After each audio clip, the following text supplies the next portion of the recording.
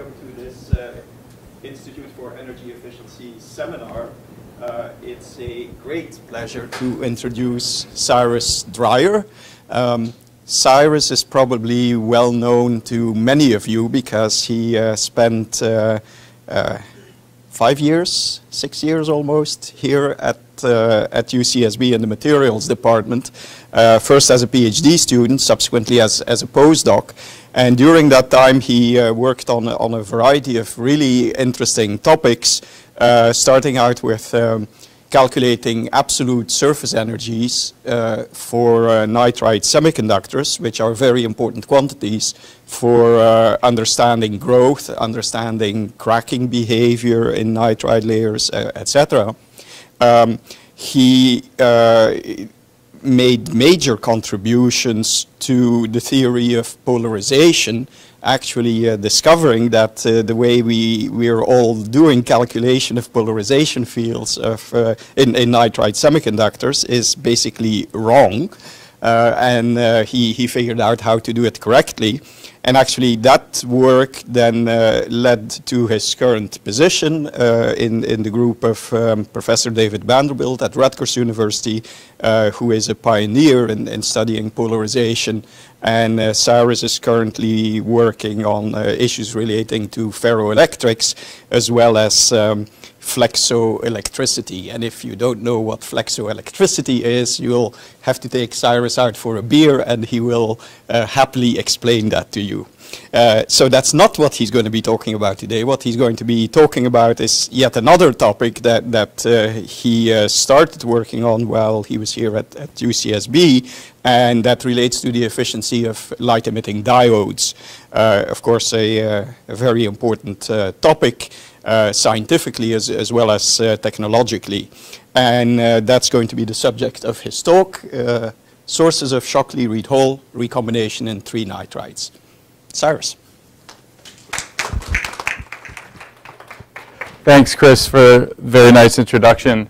Obviously, it's great to be back in Santa Barbara. So this work was done kind of in my last year when I was here and ongoing, and primarily in collaboration with Audrius Elkauskas, who's at the Center for Physical Science and Technology in Vilnius, Lithuania, and who's actually here for a short period of time. And on next Friday, we'll be giving a materials colloquium on this and similar topics. So I encourage you to attend that. Also, Jack Lyons, who's now at the Naval Research Lab, and then Jim Speck and Chris Vanderwall here at UCSB. So before I kind of start talking about the process of Shockley-Read-Hall that this work was trying to study, I'll just give a very brief introduction to III-nitrides. I think at UCSB I don't have to do a lot of convincing that III-nitrides are a very interesting class of materials for energy efficiency. And specifically, as many of you know very well, these materials, such as gallium nitride, indium nitride, and aluminum nitride, are key materials for light emitters. For example, light-emitting diodes, such as the ones that these newly available high-efficiency solid-state lighting is based on, and then also lasers for applications, various applications, including high-dimensional or high-density optical storage. So just real quick, another interesting application for III-nitride materials is in electronics for power conversion. So what I mean by that is electronics to convert power from AC to DC current and so on.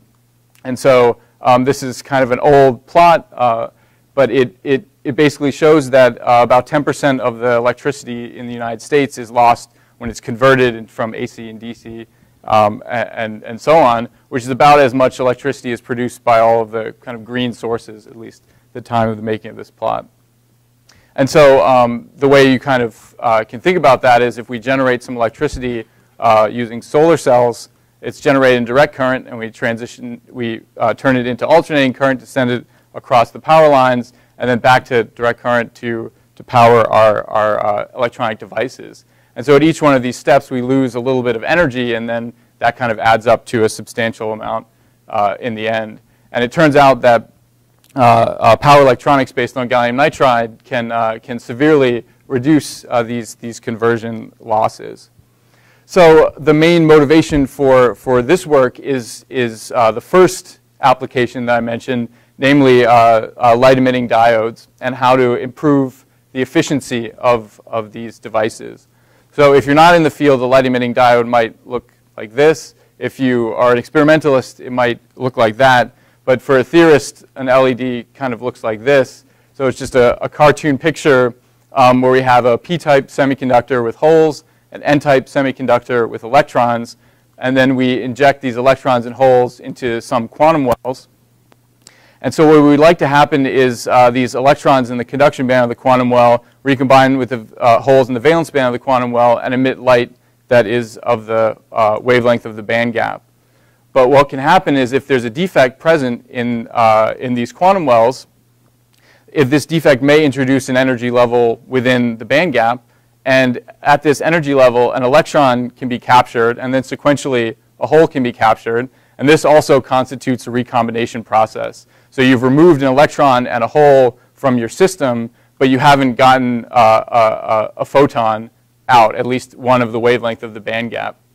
And so this is the so-called Shockley-Read-Hall recombination process, and as you can see, it will reduce the efficiency of the device.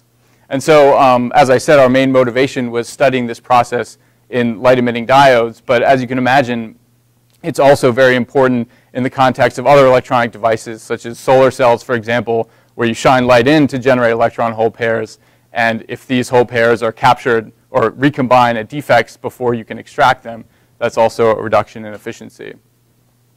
So at the device level, it's been observed fairly extensively that the efficiency is reduced by this so-called Shockley-Read-Hall recombination process. But one of the big questions that has been difficult to answer is what is the microscopic mechanisms that are responsible for this reduction in efficiency that you see kind of at the material and the device level. And so what I mean by that is what are the specific defects that are involved, the specific atoms, and the mechanisms by which these capture carriers in your system. And so the goal of this work was to use first principles calculations to really determine what these microscopic mechanisms are that are responsible for this reduction in efficiency that people see in LED devices. And so if we have a microscopic understanding of what the defects are that are detrimental, then we can work towards mitigating these efficiency reductions. So what I'll do is first give a brief outline of our first principles approach for calculating Shockley-Read-Hall in these materials. And then I'll show some examples of some defects, some microscopic mechanisms that we've determined will result in Shockley-Read-Hall in indium gallium nitride alloys. So the first step to determining or calculating Shockley-Read-Hall from first principles is calculation of defect levels of defects in the material. And so I showed you this schematic just a few slides ago. So I drew a defect level in the band gap at which an electron and hole are captured, forming a recombination process. But the question is, what is the nature of this defect level? And also, how can we calculate whether or not a defect will create these levels within the gap and where these levels will be within the gap? So from the point of view of the carrier, this process indicated by the blue arrow is a transition from the carrier being in a delocalized state in the conduction band to a localized state around the defect. And so we can also think about this from the point of view of the defect. So consider we create a point defect in a large volume of material. So here we've just replaced this red atom by a green atom. And throughout this talk, I'll only be talking about point defects as opposed to extended defects like dislocations or surfaces. But so a point defect in a material is kind of like a molecule in that it can be charged. So consider this defect as a donor type defect, which means that this green atom, the neutral green atom in vacuum, has one more electron than it needs to satisfy the bonding requirements when it's placed in the crystal. And therefore, what can happen is it could get rid of this electron that would go somewhere else to another defect or to the conduction band, and then and exist in what we would call a positive one, a +1 charge state. And so then if we have an electron in the system, some delocalized electron in a band, what can happen is this electron can be captured at this defect, and this changes the charge state of the defect. Right? So now we had previously a defect in a +1 charge state. It now has an electron attached to it, and we would call this a defect in the neutral charge state. And so from the point of view of the defect, this capture process just involves the changing of the charge state of the defect. And therefore, what we would like to calculate is the energetics of how the charge state of the defect changes. And so how we do this by calculating the so-called formation energy of the defect in different charge states. And so this is the expression for the formation energy, and it's simply the energy of a defect in some volume of material minus the constituent elements of the defect. So the energy of the undefective bulk plus the energy of any atoms that are added or removed to create the defect, which are referenced to the chemical potential of these species, and any charges that are added or removed to create the charge state of the defect, which is referenced to the Fermi level in the material. So these energies of the defect in some volume of crystal and the bulk, we can calculate from first principles, and the chemical potentials in the Fermi levels are variables in this equation that depend on the experimental conditions under which the material finds itself. So I mentioned that we will calculate them from first principles. So just a quick note on how we do that. So we use density functional theory, specifically the so-called HSE hybrid functional that's implemented in the VASP code. And so I won't go into any of the details of the computations as we move along, but if you have any specific questions, then please ask. All right, so what does this have to do with defect levels?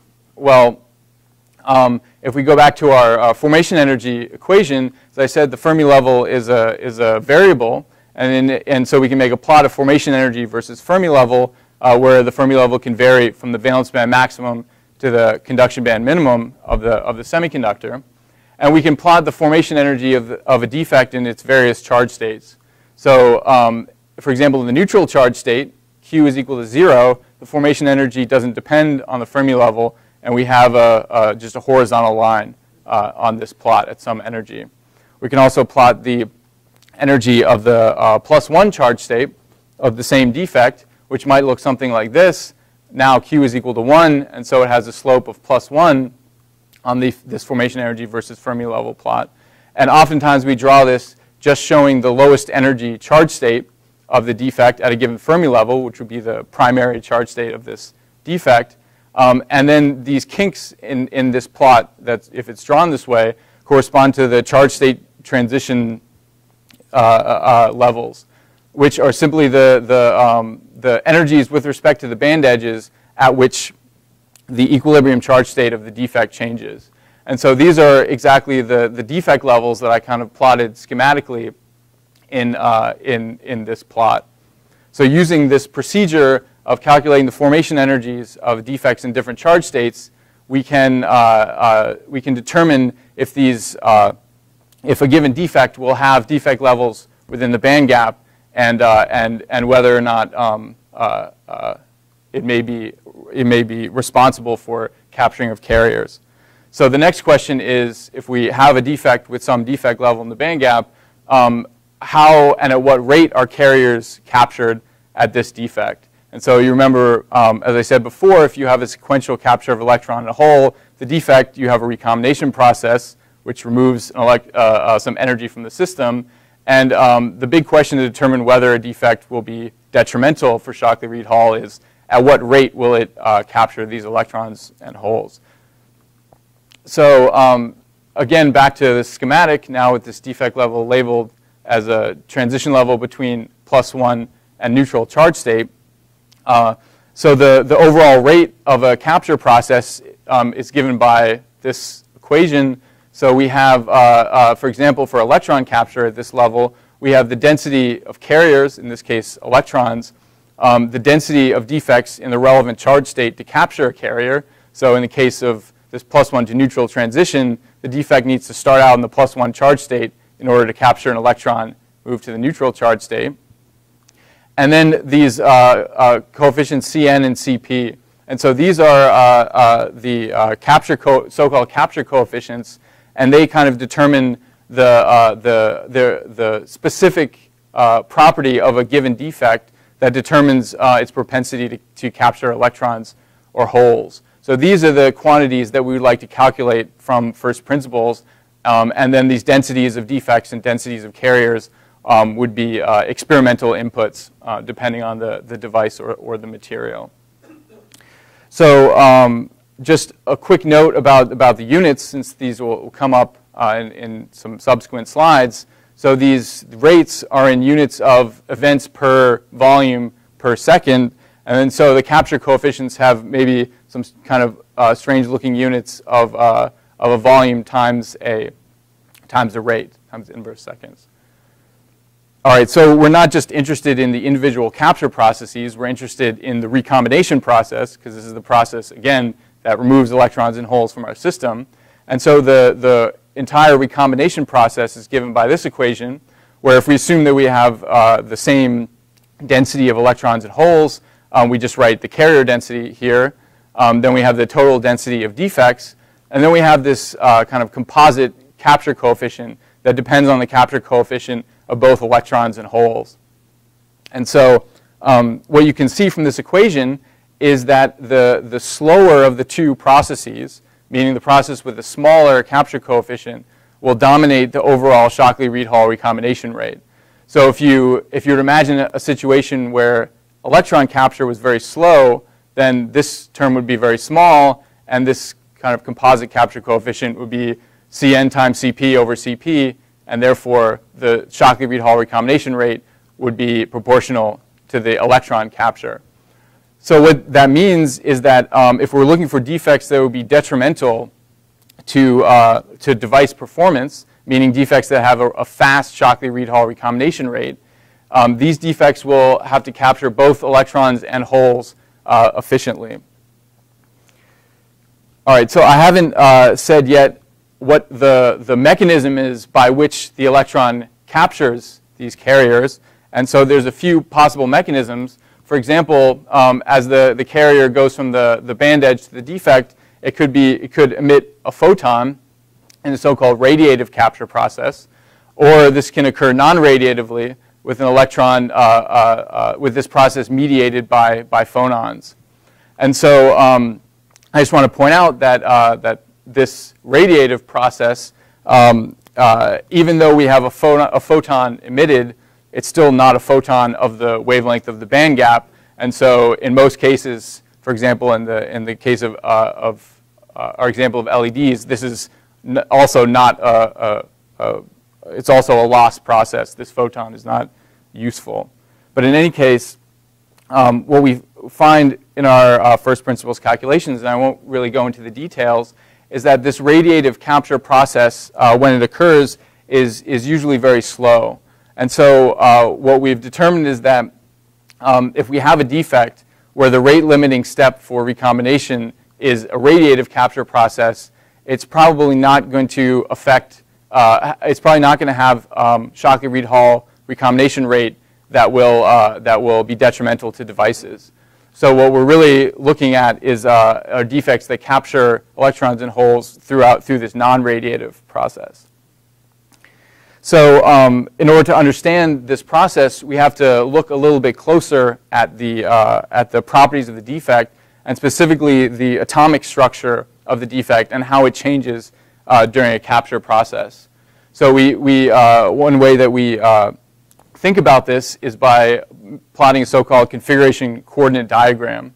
And so this diagram, on the y-axis is energy, and on the x-axis we have this generalized coordinate q.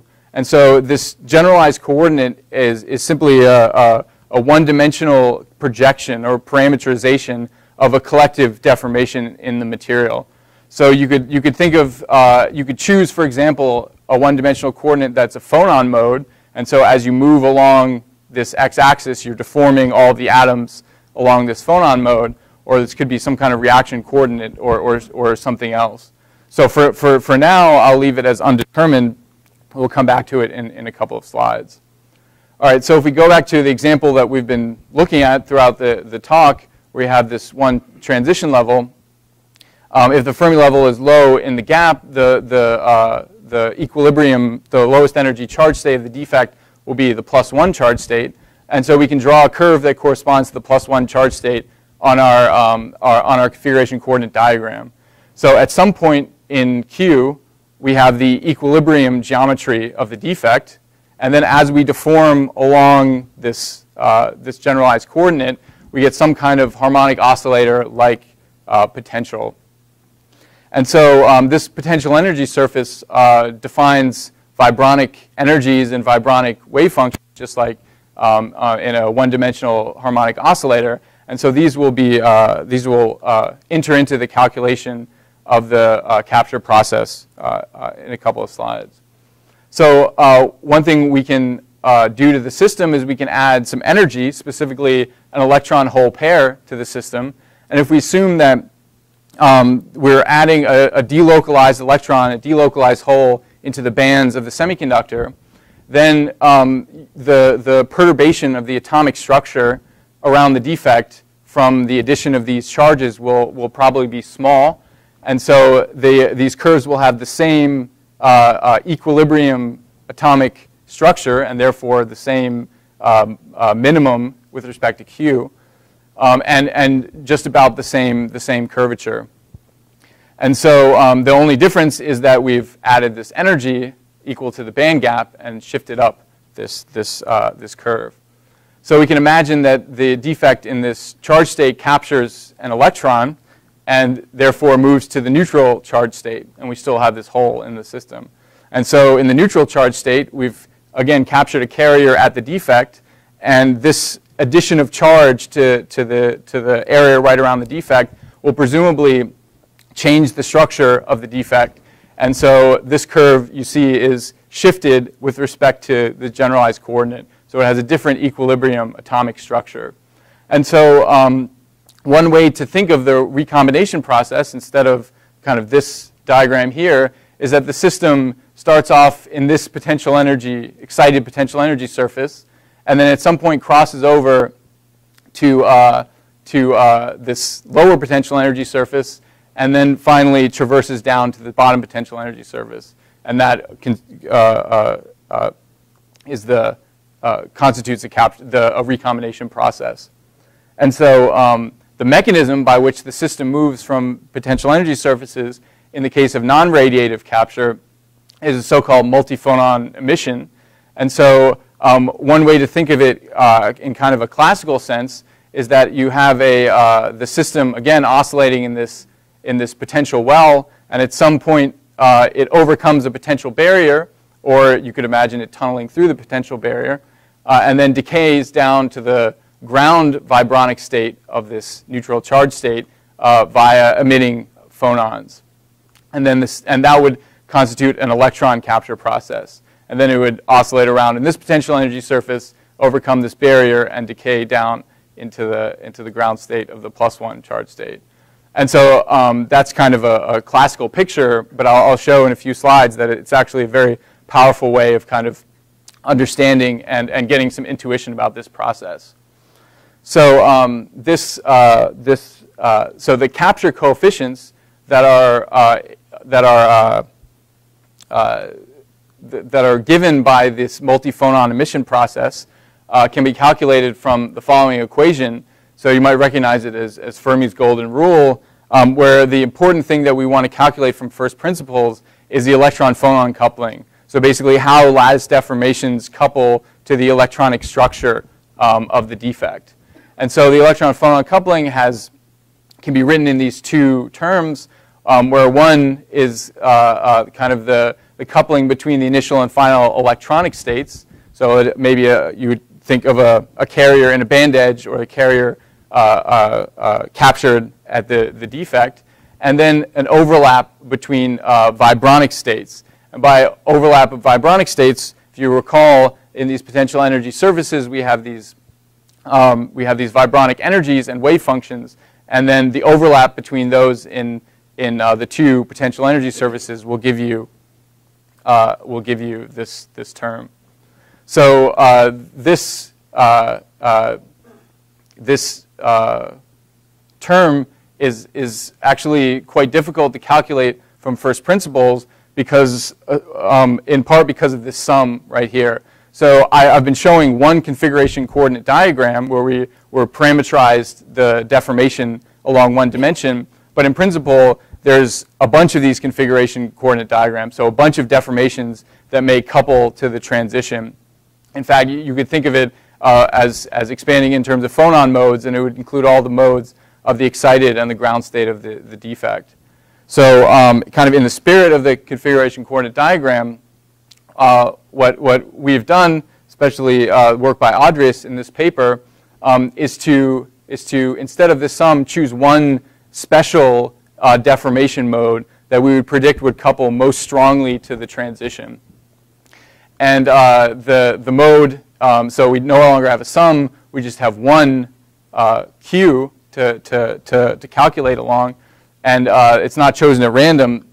It's actually chosen with some intuition about what happens during this transition.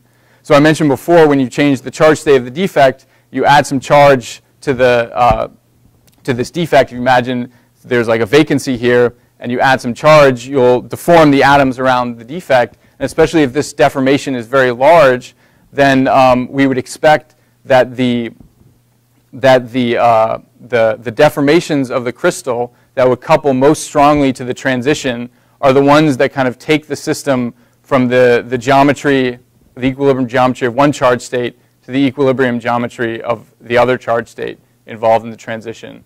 So as our single deformation, we choose the linear interpolation between the equilibrium structures of the two charge states. So once we've chosen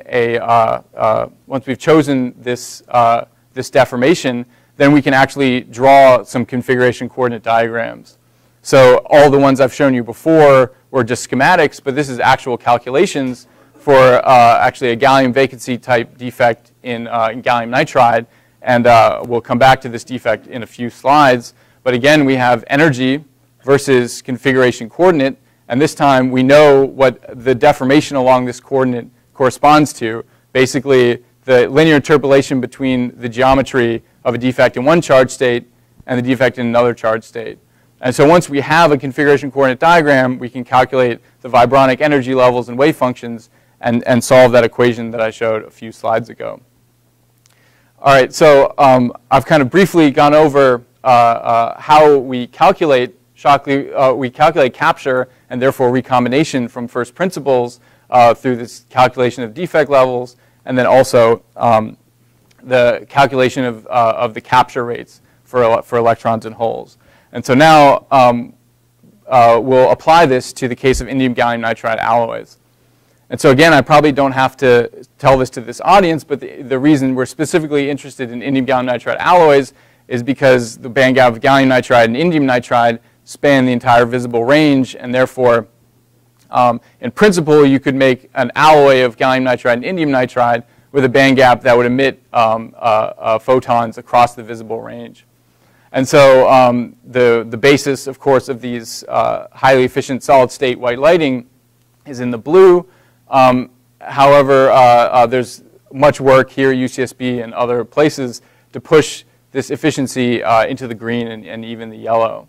And at these wavelengths, the devices, as you probably know, are a lot less efficient. And one reason might be increased Shockley-Read-Hall recombination. So we'll kind of start off looking at devices at these wavelengths. So again, the goal is to go from the kind of device level observations of reduced efficiency to a microscopic understanding of the defects involved in Shockley-Read-Hall in these devices.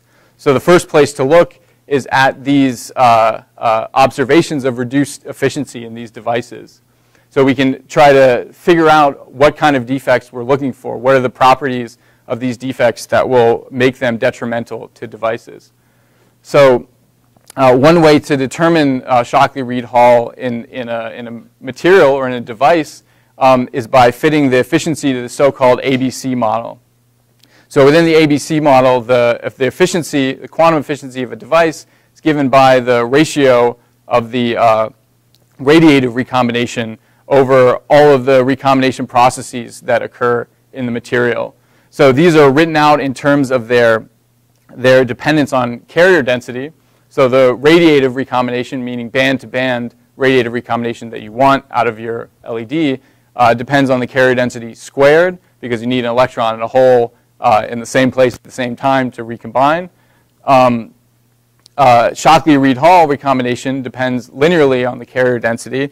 So if you remember the equation I showed at the very beginning of the talk, it showed that it's such a linear dependence. But you can think of it intuitively that this electron and hole capture process is occurring sequentially. And so you don't need the electron and the hole to be in the same place at the same time. And then there are higher order processes such as Auger recombination, and I won't be discussing these in the talk. So in any case, you can fit experimental observations of efficiency versus carrier density, in this case current density, to this ABC model. And you can see that the fit fits fairly well to these experimental points. And so this has been done for many devices and many wavelengths, but just kind of the upshot and the intuition that we would like to use to search for defects is that these Shockley-Read-Hall coefficients are around 10 to the 6 to 10 to the 8 inverse seconds, which for a normal carrier density is something like 10 to the 24 to 10 to the 26 events per centimeter cubed per second. So of course these numbers don't mean anything to you, but we'll return to them in a few slides. So again, we were looking for defects that have recombination processes that occur via this non-radiative mechanism, because this is the mechanism that will give you a rapid Shockley-Read-Hall. So if we look a little bit closer at this mechanism, we can gain some intuition as to what kind of defects we're looking for. So I mentioned earlier that a classical way to think about it is the system overcoming some potential energy barriers and then decaying down to the lowest energy state.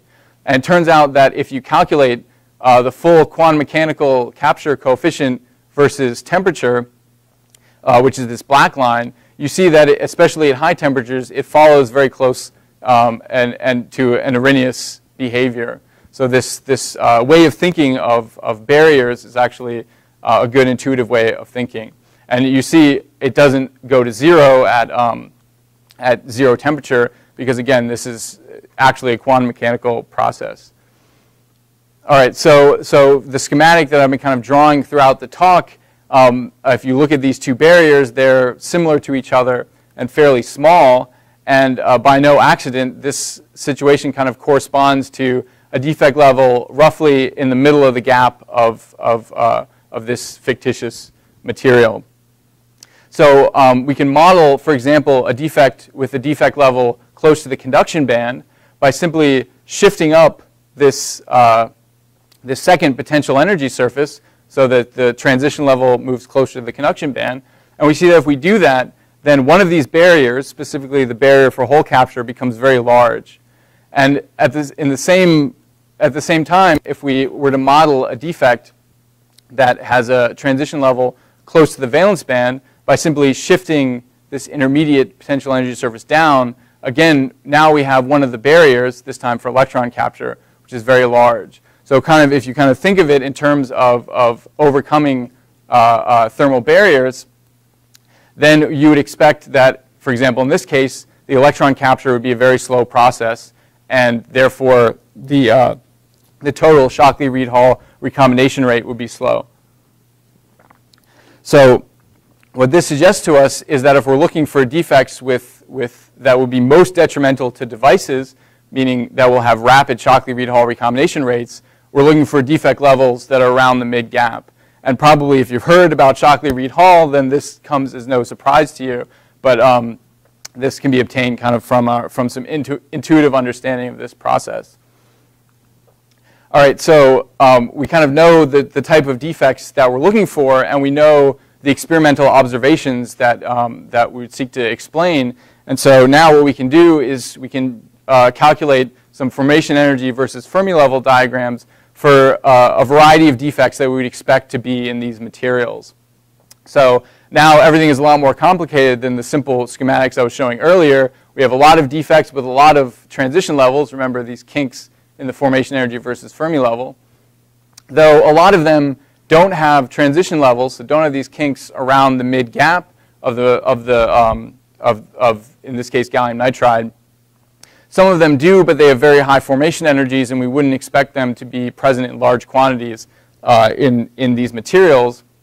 But we see a class of defects down here that look very promising to explain Shockley-Read-Hall in these materials. So these are gallium vacancies complexed with oxygen or hydrogen. And so when you form a gallium vacancy, you have nitrogen dangling bonds. And if you have hydrogen around, it turns out the hydrogen likes to go to these nitrogen dangling bonds. And as the hydrogen kind of attaches itself to each nitrogen dangling bond, you remove one of the defect levels from the band gap, and you reduce the absolute formation energy. And the same thing happens if you have a nearest neighbor nitrogen to this gallium vacancy replaced by an oxygen. And so there's a lot of defects here with a lot of transition levels, but we'll just focus on the two with the lowest formation energy, gallium vacancy decorated with 3 hydrogens, and then a gallium vacancy with a nearest neighbor nitrogen replaced by oxygen, and then decorated by 2 hydrogens. And so if you remember from a few slides ago, this kind of looks like the situation where we have a transition level fairly close to the valence band maximum of the material. And so you'd expect the Shockley-Read-Hall recombination rate would be determined by the electron capture, because again, if we think about it in terms of barriers, since this is such a large energy, we would expect the barrier for this process to be large and this process to be slow. And so you would expect that this would have a fairly slow Shockley-Read-Hall recombination rate. But this Fermi level is over the band gap of gallium nitride. And as I've said before, we're interested in indium gallium nitride alloys. So as you add indium to gallium nitride, not only does the band gap decrease, so the conduction band comes down, valence band goes up, but also this defect level in the band gap moves up slightly towards the middle of the gap. And so both of these effects, the lowering of the band gap and the moving up of the defect level, enhance the electron capture coefficient and therefore the overall Shockley-Read-Hall recombination rate. And so if we put all of this together, we can plot the Shockley-Read-Hall recombination rate for these 2 defects versus band gap, where the rainbow approximately corresponds to the wavelength that would be emitted by this band gap, where you have more indium content going this way towards lower band gaps. It often doesn't show up very well on the projector, but I think it's fairly visible. So this is for kind of a representative experimental conditions. So we've decided on a defect density, on a carrier density, and on a temperature of approximately a temperature of an operating device.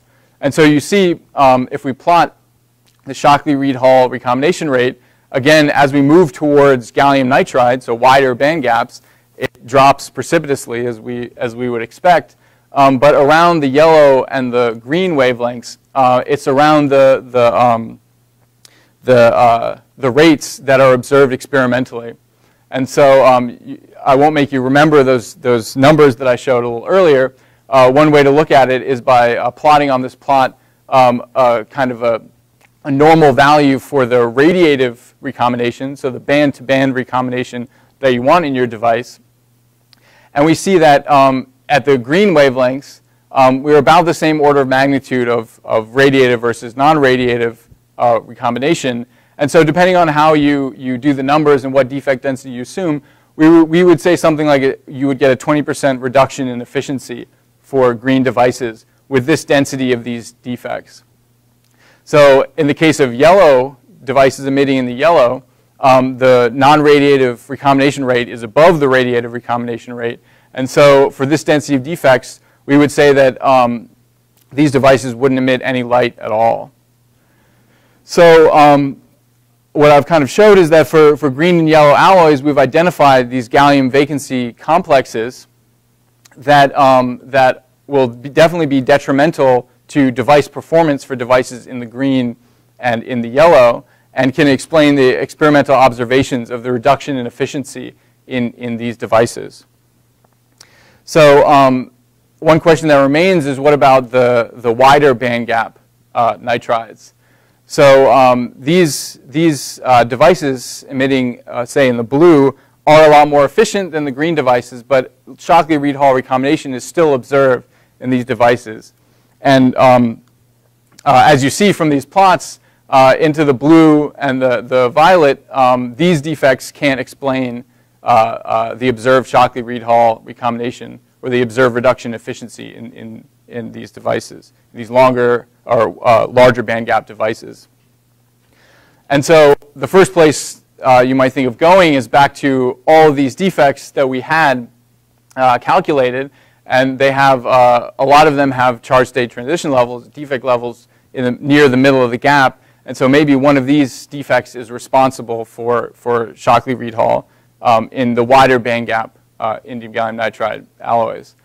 But it turns out that if we do the calculations of the capture coefficients for all of these defects, we find, similar to the case of gallium vacancy decorated by 3 hydrogen, at these lowest formation energy defects, that we get Shockley-Read-Hall recombination rates that are orders of magnitude lower than could explain experimental observations. So obviously one possibility is that we haven't found the right defect to explain Shockley-Read-Hall recombination in wide bandgap indium gallium nitride.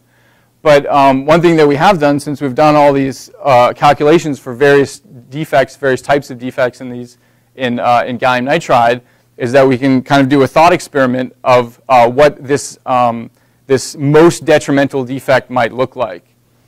So if we imagine a defect with a transition level exactly in the middle of the band gap, and kind of normal values for the capture coefficients for the electron-phonon coupling for all these other variables that we have an intuition for now that we've looked at a variety of defects, we find that even if we imagine the worst possible case, this defect will not be able to explain Shockley-Read-Hall recombination in wider bandgap indium gallium nitride.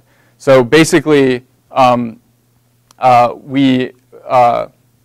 we find that with the existing mechanisms that I've shown earlier in the talk, we can't explain the observed reduction in efficiency in these devices. And so again, it's possible there's some exotic defect that has very different properties than what we've calculated. But what we propose is that actually a different mechanism is required to explain Shockley-Read-Hall, and for our case in wide bandgap indium gallium nitride, but in general for very wide bandgap semiconductors. And so this additional mechanism is based on the excited electronic states of the defect. So I'll go through this using the example of, again, a gallium vacancy complex. So this is a gallium vacancy with the nearest neighbor nitrogen replaced by an oxygen. Here we have the formation energy versus Fermi level diagram. So it's a little more complicated than the defect we were looking at before. It has several charge states that are low energy at different Fermi levels, and it has 3 charge state transition levels in the band gap. But this system can be treated analogously to the one that we have before. We just have to calculate capture coefficients at each one of these charge transition levels. And that will give us the Shockley-Read-Hall recombination rate for this defect. So again, as I said before, if we do this calculation as we've done it before, then we would find a very low Shockley-Read-Hall recombination rate for this defect. However, these curves correspond to the ground state electronic structure of these defects. So we can look at, for example, the ground state electronic structure of the -1 charge state of this defect in a little bit more detail. So schematically, we can draw it looking something like this, where the defect creates these single particle, single electron levels within the bulk bands of the crystal. So in the majority spin channel, we have some levels that are occupied and resonant with the valence band. And then within the gap in the minority spin channel, we have some defect level, some single particle levels, a singly degenerate filled level, and then a partially filled doubly degenerate level. So all of this information comes from our just some deeper observations about our first principles calculations. Now, so this is the ground state electronic structure of the -1 charge state. And we could imagine the -1 charge state also in an excited electronic state. For example, taking an electron from this filled singly degenerate level and promoting it to this empty doubly degenerate level. And so if we can plot a curve corresponding to this excited state on our formation energy versus Fermi level diagram, we're still in the -1 charge state, so it still has a slope of -1, but it has some higher energy than the ground state electronic state of the -1 charge state. So we can also think about the same situation for the neutral charge state, for example. The neutral charge state has one less electron than the -1 charge state, so its electronic structure looks a little bit like this, and it will also have an excited state that you can create by promoting electron into this partially filled, into this empty doubly degenerate electron levels. And so we've drawn some extra lines on our formation energy plot, and everything has gotten a lot more complicated. And the question is, what does this have anything to do with Shockley-Read-Hall recombination? And so the way that this enters is that the way I've framed the excited states is with a defect starting in a ground state and then exciting it to an excited state. But you could also imagine a defect capturing a carrier into an excited state. So for example, if we focus on the transition from the -2 charge state to the -1 charge state, so if the defect finds itself in the -2 charge state, what it needs to do in order to interact with the carriers in the material and participate in recombination processes is it needs to capture a hole, right? Because the defect can't capture another electron because there is no -3 charge state. And so the defect will exist in the -2 charge state until it can capture a hole and then participate in a recombination process. And so if it captures a hole and transitions into the ground state of the -1 charge state, then there's a huge energy difference between this transition level and the valence band. So if you remember back to our kind of intuitive picture, you'd expect this to have a very large barrier and be a very slow process. However, if we capture an electron into the excited state of the -1 charge state, then the transition level is significantly closer to the valence band, and we'd expect this capture process to be a lot faster. And similarly, for the neutral charge state, or for the +1 charge state, so again, the +1 charge state, in order to participate in recombination process, has to capture an electron. And again, the energy difference between the transition level, and the conduction band is very large, so we'd expect this electron capture process to be very slow. However, if we capture an electron into the excited state of the neutral charge state, then again, this transition level is much closer to the conduction band, and this capture process will be a lot faster. And so if you take into account these additional channels for capturing electrons in holes, what you find is for our example defect, the gallium vacancy with the nearest neighbor nitrogen replaced by oxygen, you find that also in the blue part of the spectrum, we get capture coefficients, Shockley-Read-Hall coefficients that are in line with experimental observations. So around 10 to the 6th in these units. So what I've argued is that for wider bandgap indium gallium nitride alloys and wider bandgap materials in general, we need an additional mechanism to explain the observed Shockley-Read-Hall in these materials.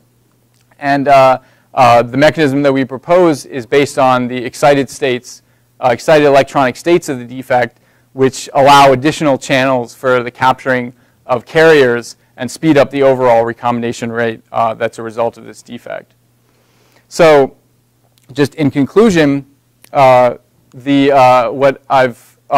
beginning I said our goal was to go from these observations of reduced efficiency in devices to a microscopic mechanism, so a specific defect.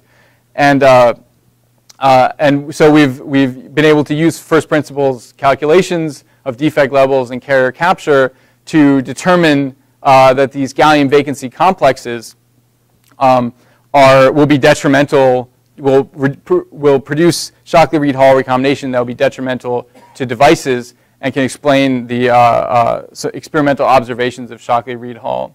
And so we're not claiming that these are the only defects, but now that we have this computational methodology, we're in a good position to start searching for others that might be detrimental to devices.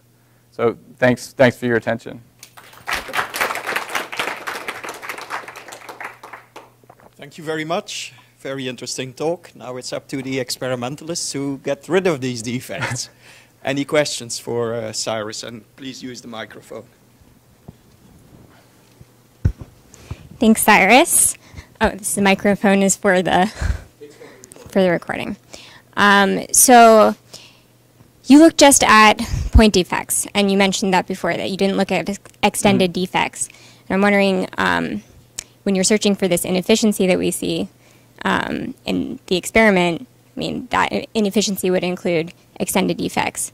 And what contribution do you think the extended defects has that you don't need to go looking for with point defects? So one contribution from extended defects could be very similar to the contribution from point defects.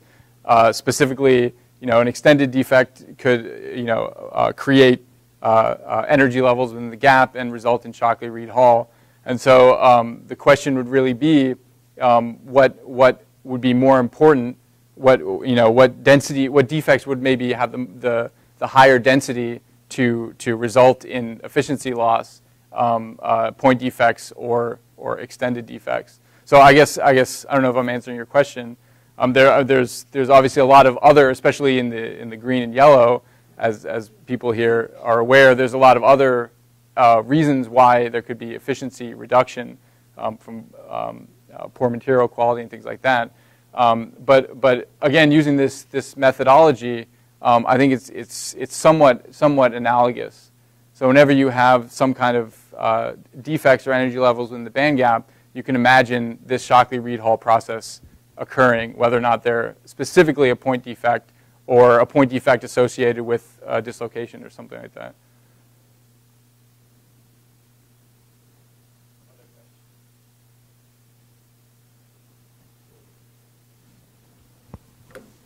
So you mentioned before that the photon-assisted Shockley-Read-Hall is much slower than this one, but for defects that are close to the edges of the band, would that be a viable process? Yeah, so in general, if you have a defect with a level close to the band, then because you have this roughly exponential dependence on the non-radiative capture with respect to the energy level, then that will drop precipitously, and it will at some point become lower than that for radiative capture. So what we would argue is that in those situations, the rate of radiative capture, even though it's higher than non-radiative capture, is so slow that it wouldn't impact device performance. So even though for that defect, the mechanism of capture would be radiative, it would also mean that this defect probably wouldn't affect device performance with respect to Shockley-Read-Hall. Does that make sense?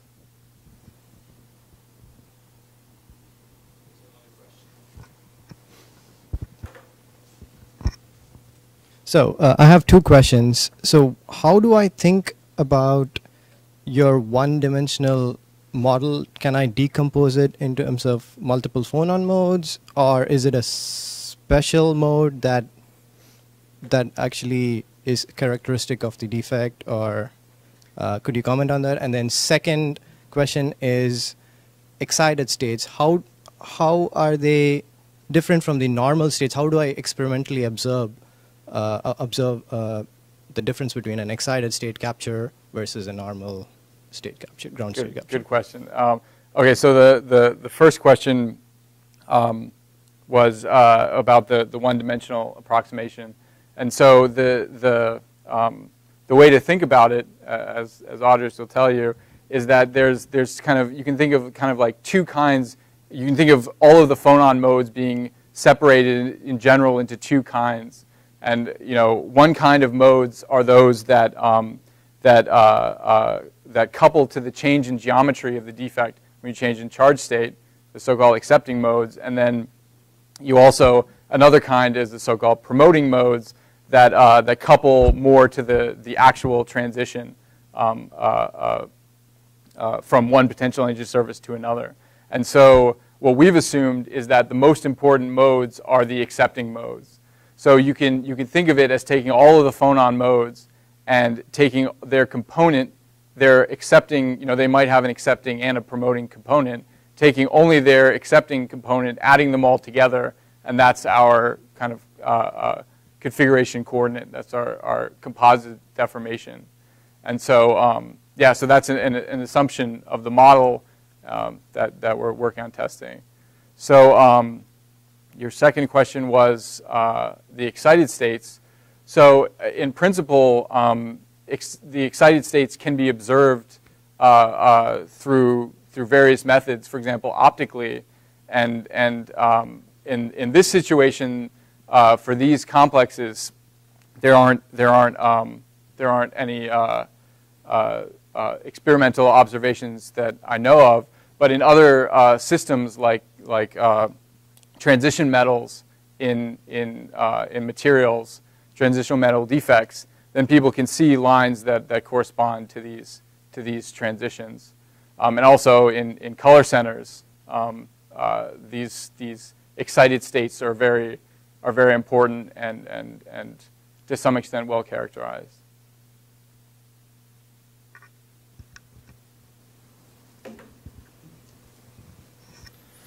So could you comment on what would happen if you invoke the same sort of excited states mechanism for your first defect? Yeah, so that's a good question. I didn't say too much about it, but this first defect, if you look at the electronic structure, doesn't have the same excited states as the second example. So you can kind of one way to think about it is if you have the +1 charge state where you remove an additional electron, now you don't have this obvious excited state mechanism, and it requires something like a spin flip or something like that, which we have some arguments that it wouldn't play a role. When you consider your deformation mode and you calculate the transitions, do you assume that the potential is harmonic, or? We don't have to assume that it's harmonic. You could calculate the vibronic levels in an anharmonic potential. In most cases with the defects that we've looked at, it has been approximately harmonic. In some cases, for example, in some excited states we do see significant anharmonicity. But yeah, that's kind of an area of ongoing research. So would you agree with that, Audrey? Okay, yeah. Does that answer your question?